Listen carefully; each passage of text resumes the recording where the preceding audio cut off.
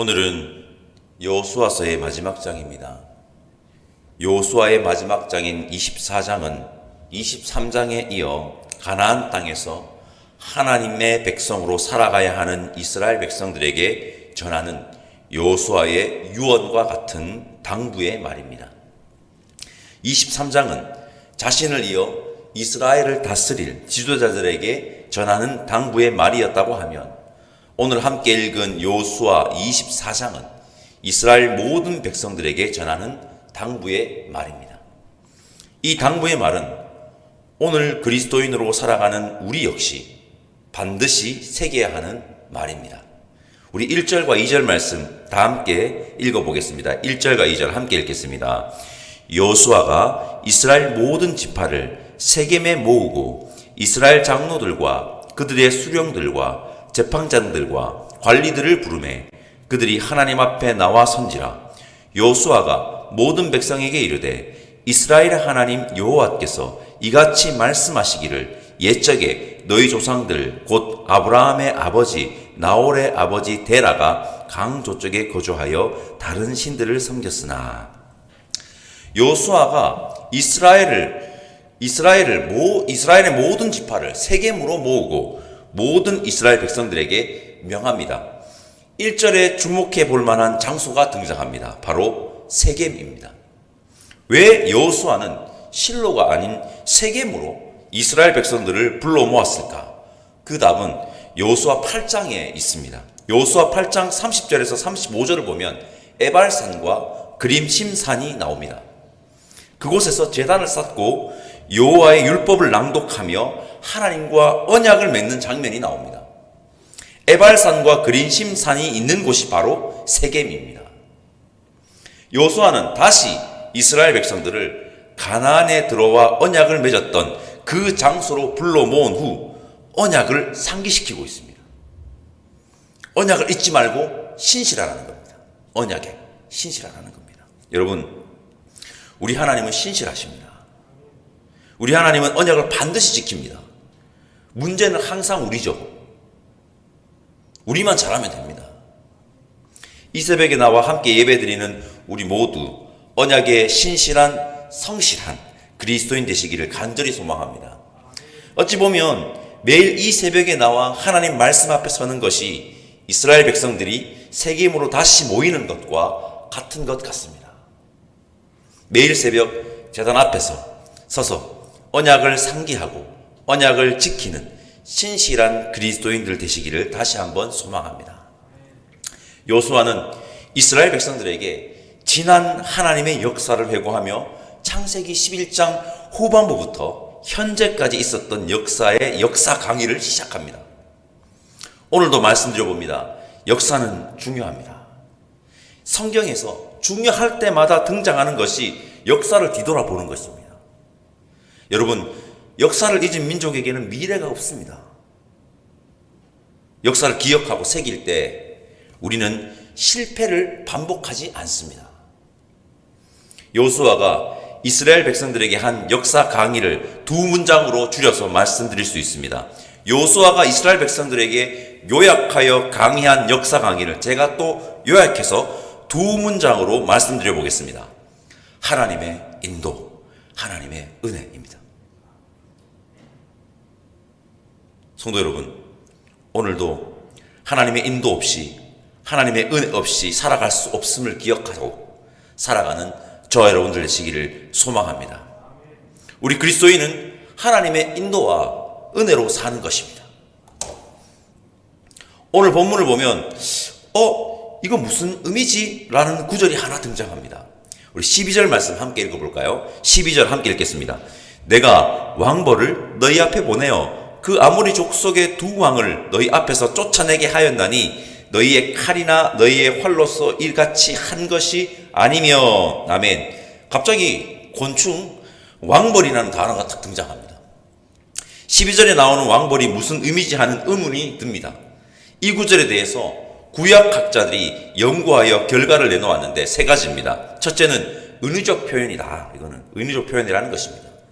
둘째는 이 왕벌이 애굽의 바로를 가리킨다는 것입니다. 셋째는 왕벌, 말 그대로 그냥 곤충 왕벌이라는 것입니다. 세계 중에 무엇이 왕벌의 진정한 의미인지 구약을 연구하는 학자들에게는 중요할지 몰라도 우리에게는 중요하지 않습니다.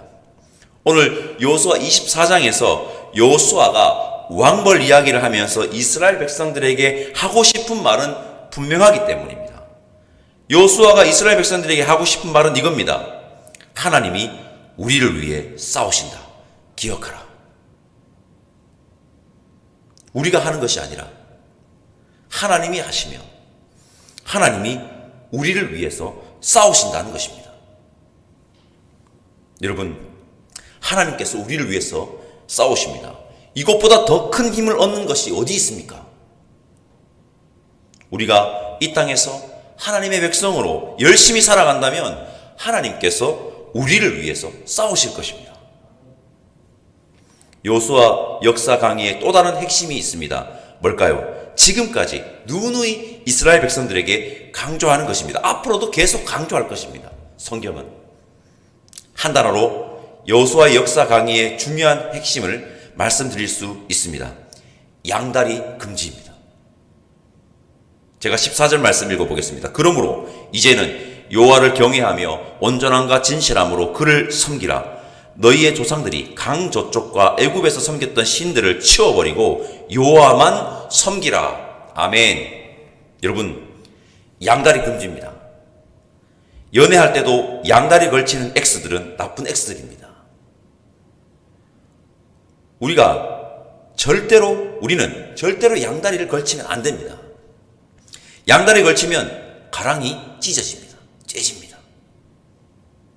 구약학자 캠벨이 이런 멋진 말을 했다고 합니다. 신앙에 중립은 없다.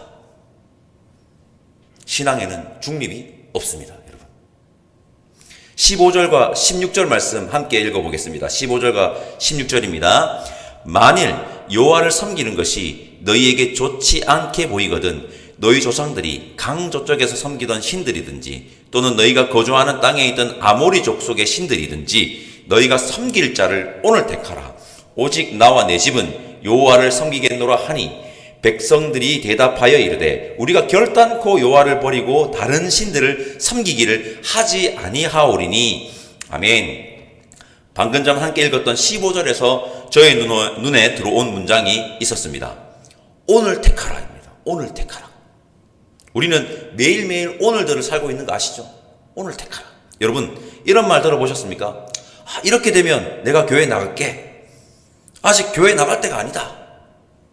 여러분, 여호수아는 믿음의 후손들에게 이렇게 분명하게 말합니다. 오늘 택하라. 오늘 택하라.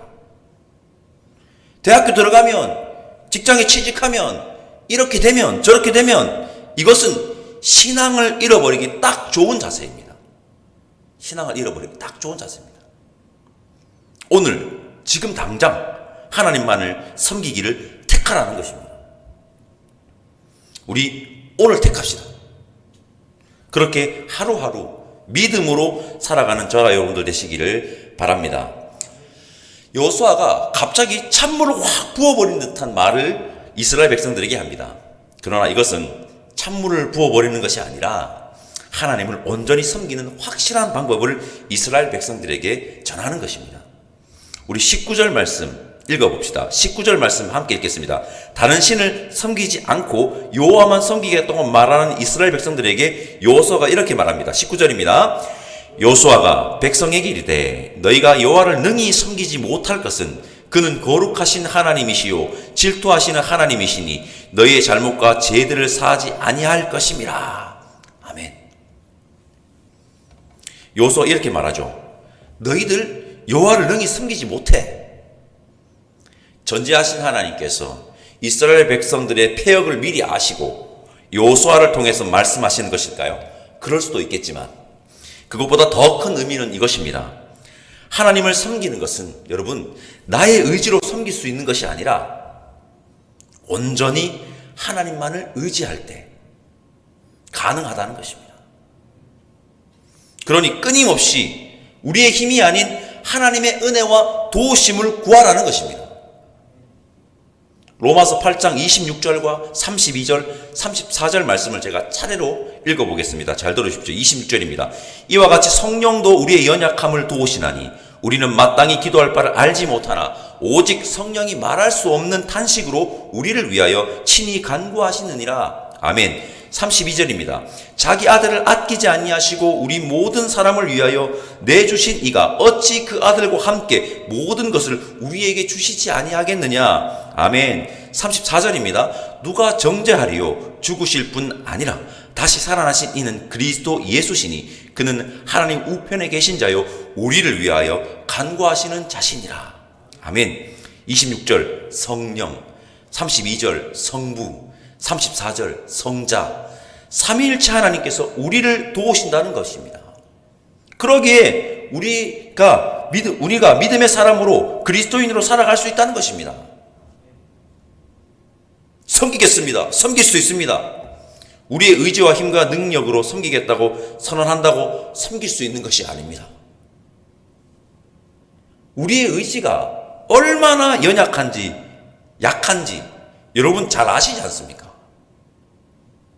그러니 우리는 전적으로 하나님만을 의지하며 끊임없이 하나님의 은혜와 도우심을 간구해야 합니다. 삼위일체 하나님께서 우리를 도우십니다. 날마다 하나님만을 의지하며 하루하루를 하나님의 은혜와 도우심으로 살아가는 자 되시기를 간절히 소망합니다. 역사의 기촌으로 물러날 여호수아가 이 땅에서 하나님의 백성으로 살아갈 이스라엘 백성들에게, 우리에게 여러분 당부합니다. 첫째, 하나님의 언약에 신실하라. 둘째, 하나님의 은혜와 인도하심 없이 살아갈 수 없음을 기억하라. 셋째, 하나님이 우리를 위해서 싸우신다. 넷째, 양다리 금지, 신앙에는 중립이 없다. 다섯째, 내일이 아닌 오늘 택하라. 여섯째, 나의 의지, 힘과 능력이 아닌 하나님을 온전히 의지하라. 여호수아가 이스라엘 백성들에게 명한 권면과 경고의 당부를 기억하고 이 땅에서 하나님의 백성으로 그리스도인으로 살아가는 저와 여러분들 되시기를 다시 한번 간절히 바랍니다. 기도하겠습니다. 하나님, 오늘 여호수아 24장 말씀 앞에 우리를 서게 하시니 감사합니다. 여호수아가 온 이스라엘 백성들에게 전한 당부, 권면과 경고의 이 메시지가 오늘을 살아가는 우리들에게 하는 하나님의 말씀임을 기억하고 권면과 경고를 기억하며 살아가는 그리스도인 되기를 원하오니 성령 하나님 인도하여 주옵소서. 주어진 오늘 하루 하나님만을 전적으로 의지하며 하나님을 섬기며 살아가는 자들이 여기 모인 우리 모두이기를 바라오니 주님 인도하여 주시며 감사합니다. 예수님의 이름으로 기도드립니다. 아멘. 하늘에 계신 우리 아버지의 이름을 거룩하게 하시며 아버지의 나라가 오게 하시며 아버지의 뜻이 하늘에서와 같이 땅에서도 이루어지게 하소서. 오늘 우리에게 일용할 양식을 주시고 우리가 우리에게 잘못한 사람을 용서하여 준 것 같이 우리 죄를 용서하여 주시고 우리를 시험에 빠지지 않게 하시고 악에서 구하소서. 나라와 권능과 영광이 영원히 아버지의 것입니다. 아멘.